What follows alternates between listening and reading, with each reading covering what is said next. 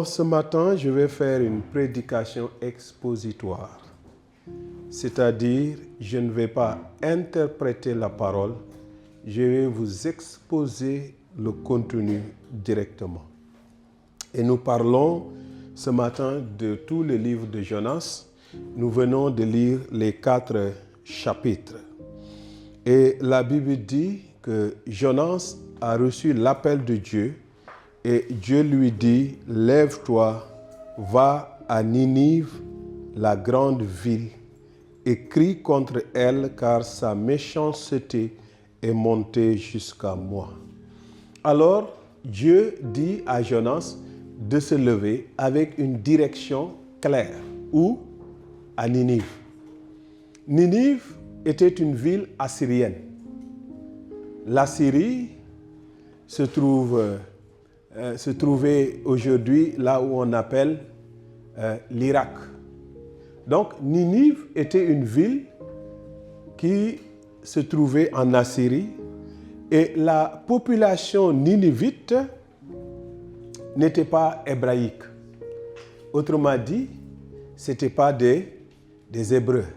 C'est bien de le préciser parce que nous sommes au temps où Dieu était appelé le Dieu d'Israël. Mais Dieu n'a jamais été un Dieu pour un homme sans jamais être un Dieu pour un autre homme. Il n'y a aucun homme, il n'y a aucun peuple, il n'y a aucune nation qui a été définitivement destinée à la perdition et à la condamnation. Parce que Ninive, non seulement n'étant pas un peuple hébraïque, c'était en plus un peuple si méchant que la méchanceté des Ninivites est montée devant Dieu. C'est rare de voir que la méchanceté des hommes monte devant Dieu. C'est très rare. Je pense la première fois où le péché est monté devant Dieu, c'était dans Genèse chapitre 6. Et c'était une période où l'homme a tellement péché que les fils de Dieu qui se rebellent sont venus sur la terre pour se coucher avec les fils des hommes ou les filles des hommes. Donc, une si grande méchanceté et un si grand péché n'a pas pu provoquer simplement la colère de Dieu, mais elle a provoqué la bonté de Dieu. Dieu n'envoie pas Jonas à Ninive pour le juger, mais pour l'appeler à la repentance.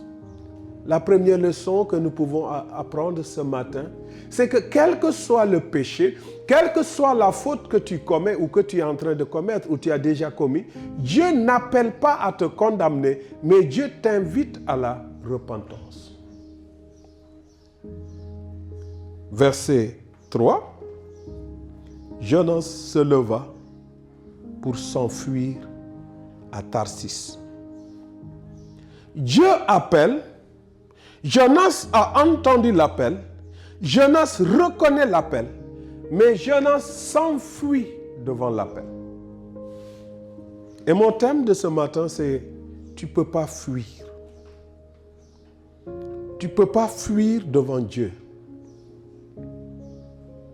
Tu ne peux pas fuir. Jonas fuit, il prend un bateau. Quelle direction? La Bible dit, Jonas s'enfuit et puis il prend un navire qui allait à Tarsis. Il paya le prix du transport. C'est important. Il n'est pas en train de partir en clandestin. Il n'est pas en train de partir frauduleusement. Il a pris un bateau et il a pris une direction qu'il connaît. Nous tous, quand nous voyageons, quand nous allons à la gare routière, ou quand vous allumez votre connexion Yango, vous donnez la direction que vous voulez aller. Chacun de nous n'appelle pas un Yango ou ne va pas à la gare et demande un ticket qui va n'importe où. Tu as une direction. Et la direction que tu demandes, tu la connais. Ninive était en Irak. Tarsis est localisé aujourd'hui en Espagne. Dieu l'appelle au nord, il prend la direction du sud et il paye le prix de son transport. Après avoir pris le bateau pour Tarsis, Dieu le poursuit. Et Dieu souffla dans la mer. Il a choisi un bateau, mais la mer appartient à Dieu. Le bateau qu'il a choisi appartient à un homme. Il a payé le prix à cet homme. Dieu n'a pas touché le bateau. Dieu s'est adressé à la mer. La mer appartient à Dieu. Ta vie t'appartient. Ton talent t'appartient. Tu peux en faire ce que tu veux, mais la mer appartient à Dieu. Le vent que tu souffles appartient à Dieu. Tu peux prendre la direction que tu veux et tu peux payer le prix. Mais la création entière appartient à Dieu. Dieu souffla sur la mer et la mer devient agitée. Les mariniers, c'est un mot. Si ton français n'est pas aussi fort que le mien, tu peux écrire ce mot. Les mariniers. Chacun, les, pluriel, chacun implora son... Est-ce que tu connais ton Dieu? Ou es-tu au milieu des mariniers sans connaître ton Dieu? Jonas qui fuit, il connaissait son Dieu. Fuir Dieu ne veut pas dire ne pas connaître Dieu. Fuir sa responsabilité devant Dieu ne veut pas dire ignorer le plan de Dieu. Jonas savait que Dieu l'envoie à Ninive pour prêcher aux Ninivites. Il connaissait qui est son Dieu, mais il a fui. Il y a des gens qui fuient Dieu, qui fuient les responsabilités devant Dieu, qui ne veulent pas obéir à Dieu. Cela ne veut pas dire qu'ils ne connaissent pas Dieu. Ils connaissent Dieu.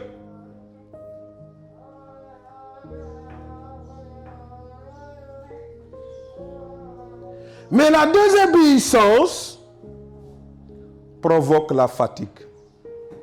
Beaucoup de gens, on parle souvent de fatigue spirituelle, de fatigue.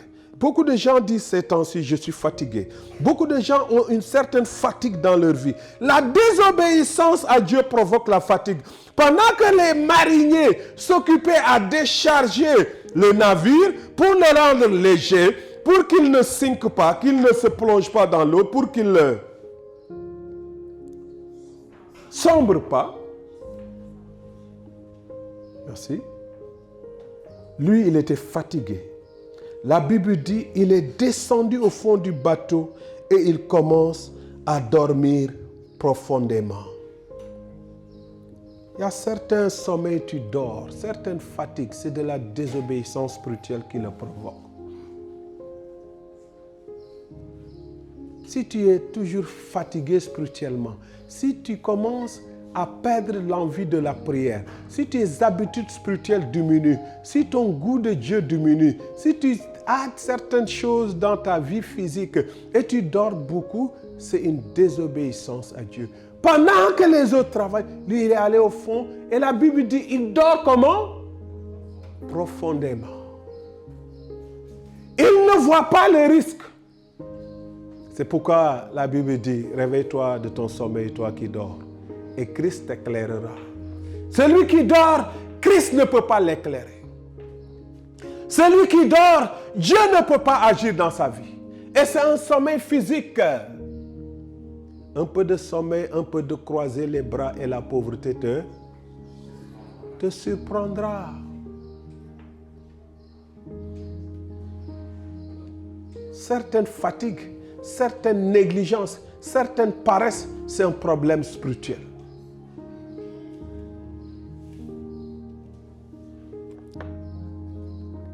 Et puis, les meuniers ont invoqué leur Dieu. Mais ils se sont rendus compte qu'en invoquant chacun son Dieu, le problème n'est pas réglé. Alors, ils ont dit, il y a quelqu'un au fond.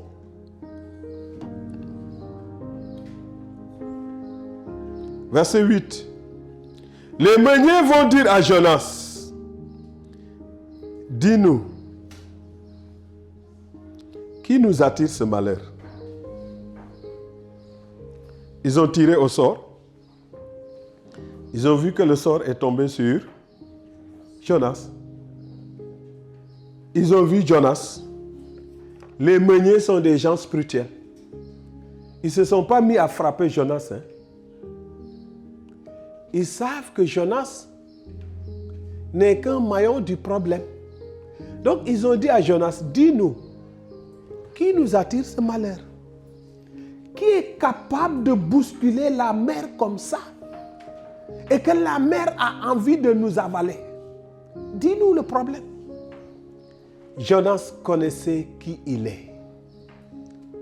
Jonas savait qui il est. Jonas a dit, je suis hébreu. Je crains.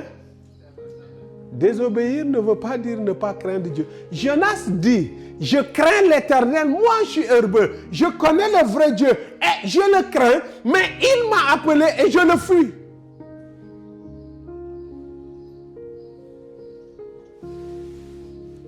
Parfois, on juge les gens, on dit, lui, il fait ça, il ne connaît pas Dieu. Il connaît Dieu. Il y a des gens même, ils connaissent tellement Dieu qu'ils pensent qu'ils peuvent jouer avec Dieu, faire des compromis avec Dieu. Il dit, le Dieu des cieux qui a fait la mer et la terre, je le connais. La façon dont il a parlé de son Dieu, les mariniers avaient peur. La Bible dit, ils avaient peur. Ils ont dit à Jonas, que ferons-nous pour que la mer se calme? Et Jonas aussi connaissait le problème. Il a dit, jetez-moi dans la mer. Quelle sincérité. Beaucoup allaient faire périr tout le monde. Il a dit, jetez-moi dans la mer. Vous cherchez une solution, c'est moi. Vous me jetez dans la mer. Ils ont jeté Jonas dans la mer. Verset 14. Ils invoquèrent l'Éternel. Ô Éternel, ne nous fais pas périr à cause de la vie de cet homme et ne nous charge pas le sang innocent. Ah, ces meuniers, ces païens qui adorent d'autres dieux, ils connaissent, ils savent. Ils ont dit à Dieu, on va le jeter dans la mer. Mais nous ne voulons pas être responsables de sa mort. C'est lui-même. Ensuite, ils disent à Dieu aussi, on ne veut pas qu'il reste dans notre bateau pour que nous aussi nous mourions. Quel m'en doutait. Quel m'en doutait. Et ils ont jeté Jonas où? Dans la mer. Le chapitre 2, c'est le psaume de Jonas dans le ventre du poisson. Le chapitre 3, Jonas est sorti de la mer. Le poisson l'a vomi sur le rivage de Ninive. Or, Ninive était une grande ville de 3 jours de marche.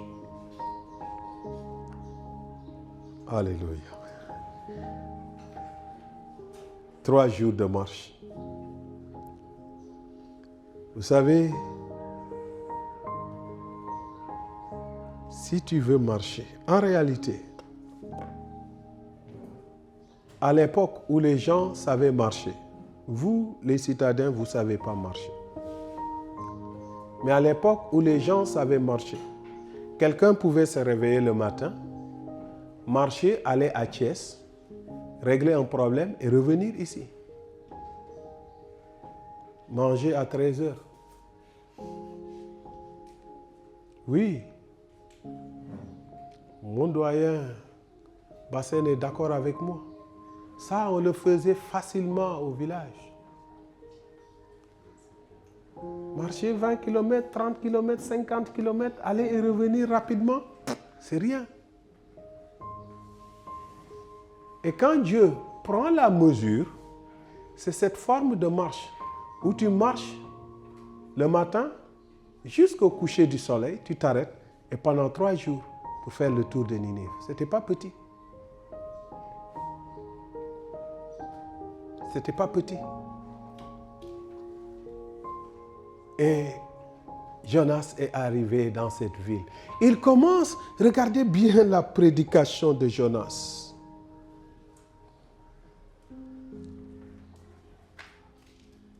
Verset 4. Jonas fit le tour de la ville. Il criait, il disait,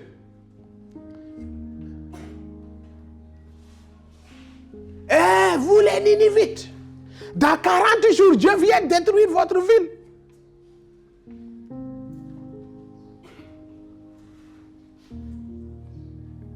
Voilà la façon dont Jonas a prêché. 40 jours et Ninive sera détruite. N'est-ce pas aussi la prédication de nos évangélistes aujourd'hui? Beaucoup de gens prêchent en insistant sur la peur. Écoutez ceux qui prêchent dehors. Il y a l'enfer. Dieu va vous envoyer en enfer si vous ne répondez. Mais Dieu t'a pas dit ça. Dieu a vu les gens en péché. Dieu a vu les gens vivre dans le péché jusque le péché est monté vers eux. Et Dieu a dit, allez prêcher mon amour pour que je les pardonne. Toi, tu dis, Dieu va vous envoyer en enfer. Si tu ne te répands pas, Dieu va t'en... C'est ce qu'il faisait. Et plus, les Ninivites se sont repentis. Ils ont eu peur. Ils se sont repentis. Même le roi, quand il l'a appris, il s'est repenti, il s'est assis sur la cendre, il a dit, attachez les animaux. Pour que les animaux ne mangent pas aussi, pour que Dieu nous pardonne. Et le prédicateur de la grâce.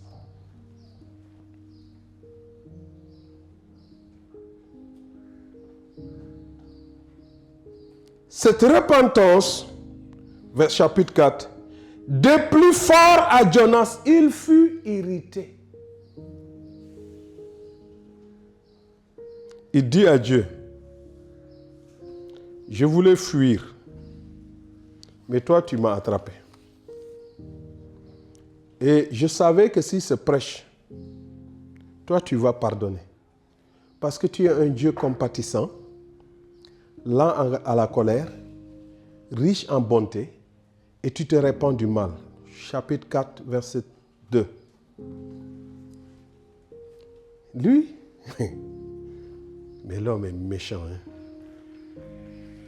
Même le prédicateur de Dieu, il reproche à Dieu d'être bon, d'être riche en bonté, d'être lent à la colère et de se repentir du mal qu'il voulait faire les autres. Dieu s'est repenti, les autres se sont repentis. Dieu a dit, je allais les tuer, j'allais détruire Ninive en 40 jours. Maintenant, j'ai laissé ça. Il dit, non, non, non, tu m'avais dit qu'en 40 jours, tu vas le dire. Pourquoi tu abandonnes ton projet?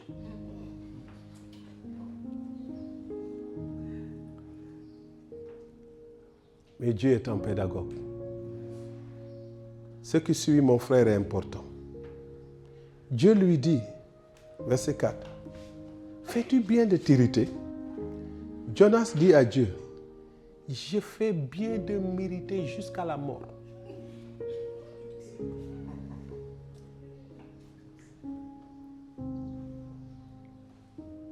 Et comme Dieu,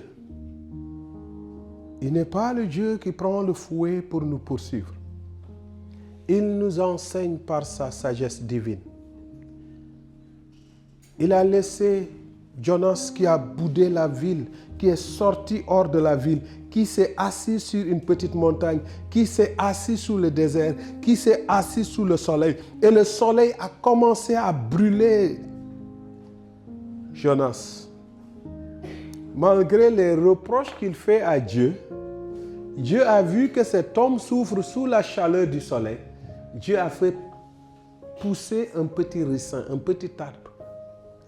L'arbre est poussé vite, vite, vite. Lui a donné une ombre.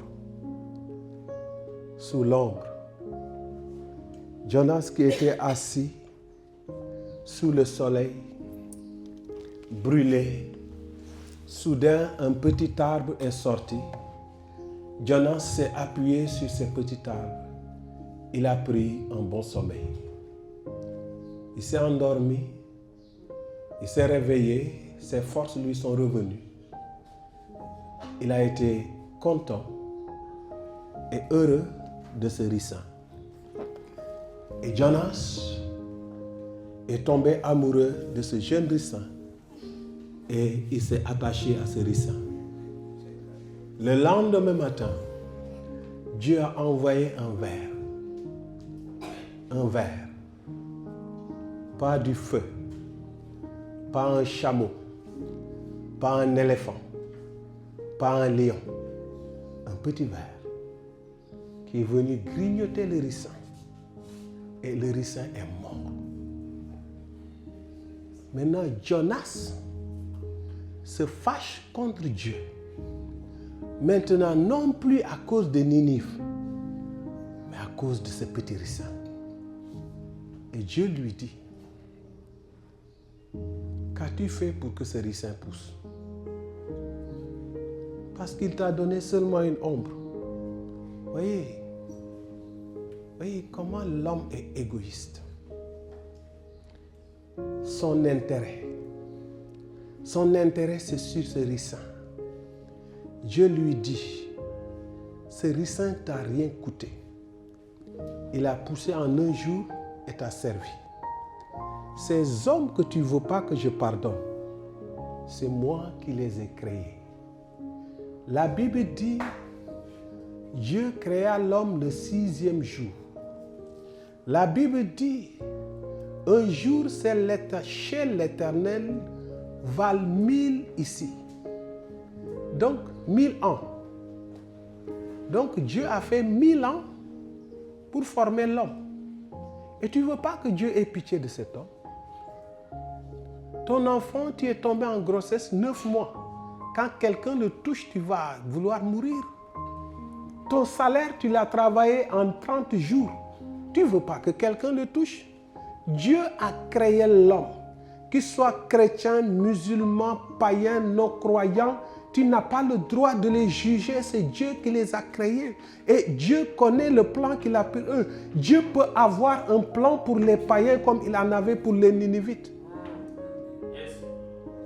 Mais toi, tu ne veux pas qu'ils soient sauvés. Tu les juges. Dieu aime le musulman. Il aime le païen. Il aime le féticheur comme il t'aime. Si tu penses que Dieu t'aime plus, c'est faux. C'est Dieu qui a créé tous les hommes. Il aime tous les hommes. Ce qu'ils font peuvent lui déplaire. Mais quand les hommes sont perdus et marchent sur le chemin de la perdition, le désir de Dieu, ce n'est pas qu'ils soient perdus, c'est que toi et moi qui connaissons le Dieu véritable, que nous ne fuyions pas notre responsabilité comme Jonas, mais que nous prenions notre responsabilité en deux mains et que nous prêchions ces gens-là. Et que tu sois, et que je sois, et que nous soyons patients pour qu'eux, ils se convertissent.